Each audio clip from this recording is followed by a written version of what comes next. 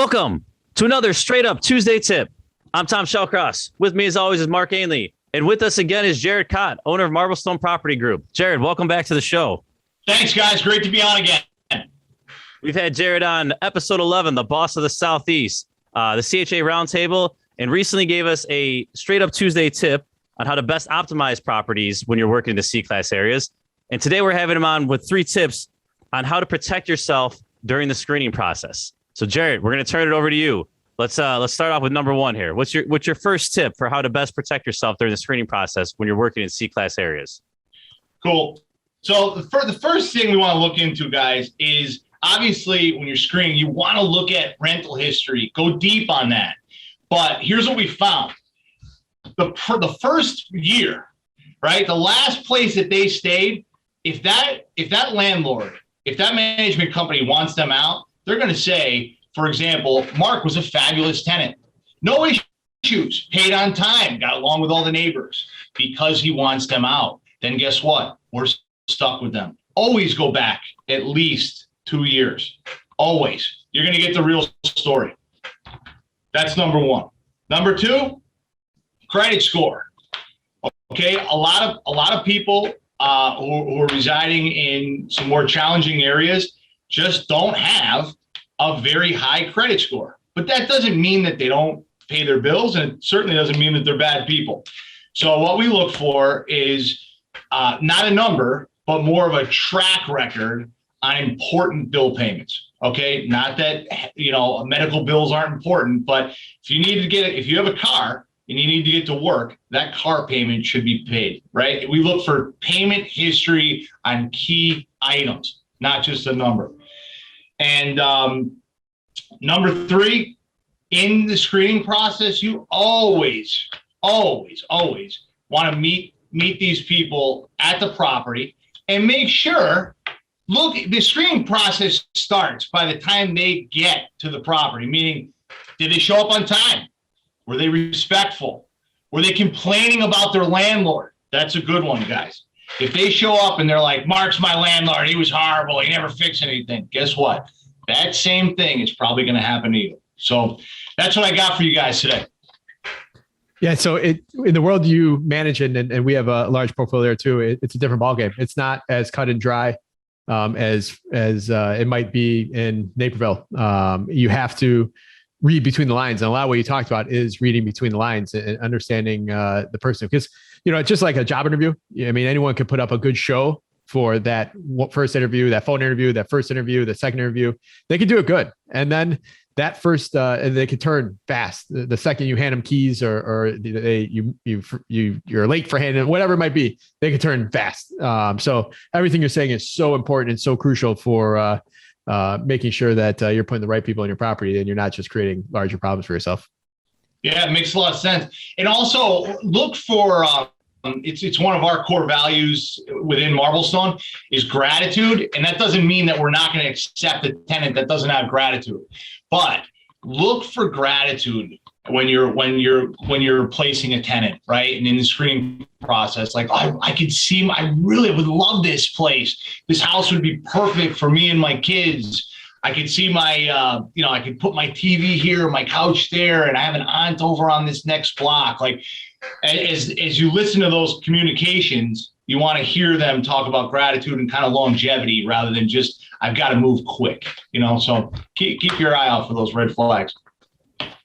Yeah. One more comment on that. You got to move quick is a red flag. Or, hey, I'll fill out an application, even though I didn't see the place yet. Or they walk in and walk out and say, I'll take it. Like, there is a lot of story behind that. And you're going to probably end up paying for that one way or another. Yeah.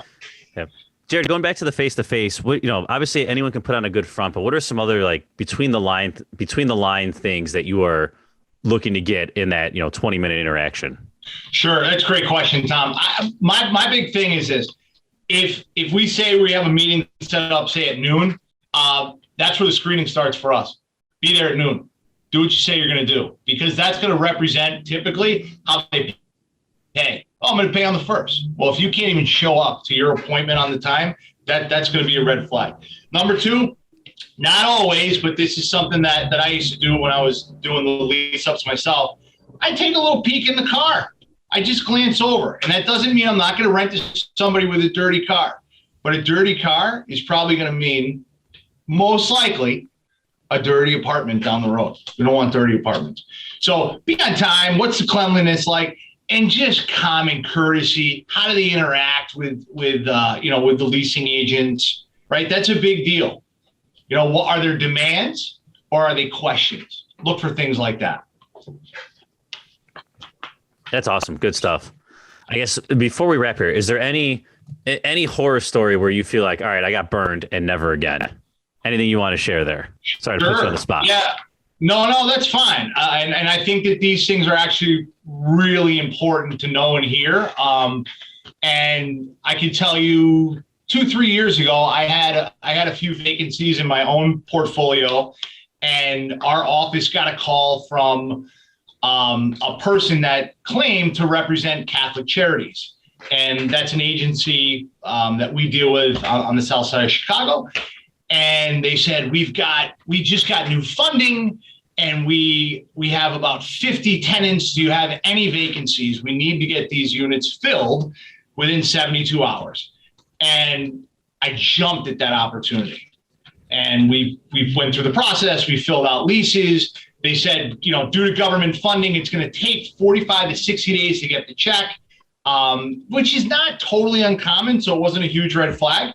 And I placed about a half dozen tenants that were legitimately taken from a shelter by a scammer, a woman that said, you pay me, right? So if you're in the shelter, you pay me $500, $600, $700, and I'll find you a place within 48 hours. And they did that. And that was a major mess to unravel. And it was painful. It was painful on a financial front. It was painful on an emotional front, having to have discussions with people that thought that they kind of won the lottery and was like, I'm out of this shelter.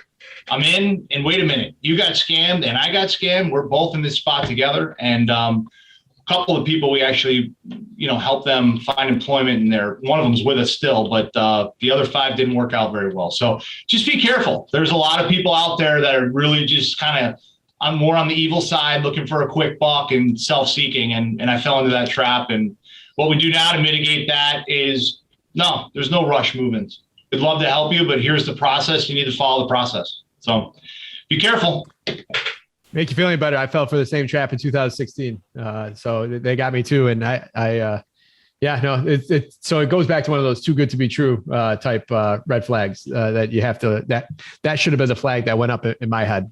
But like you said, all the things made sense, like delay on payment. Right. The email actually lined up to have Catholic Charities into it. You're looking a little further and it had a different ending and so forth. But yeah, no, I'm, especially on the south side of Chicago, I've been, I see a lot, and I've been pervy to, not always falling for it, but a lot of people are looking for that quick hit. So you got to be careful. Yep. Good stuff there. Good nuggets. All right. So Jared, you're an East Side guy. So we have an East Side Chicago fact here. I think you'll get this. Market's first crack at it though. All right. So most of the streets go north and south. They're named after the alphabet, starting with, B being closest to the Indiana side. I think it goes all the way to O at the Calumet River, if I'm right. This road should have been called Avenue A. It is actually called. Is it my turn? Oakley. No, not Oakley. Hold on. It's the main thoroughfare that runs right through down there. Going for it, Jair. Go. I think it's called State Line Road. It is State Line Road. That's not what I was thinking. So. Woo! Nice. All right. You have a homer question there. Thanks for the layup, guys. Yeah. Right. All right. Awesome show, guys. Thanks, Jared, for coming back on. Tom, as always, thank you. Everyone, please, we're growing our show, or we want to be growing our show. So please refer us to a friend, if you're a real estate agent, refer it to some investors you're working with. If you're an investor, refer us to your investor buddies. Help us keep the show growing so we can keep having motivation to come back and provide the ongoing content that we're trying to provide value to all of you. So thank you guys, and we will see you Thursday. Thanks all.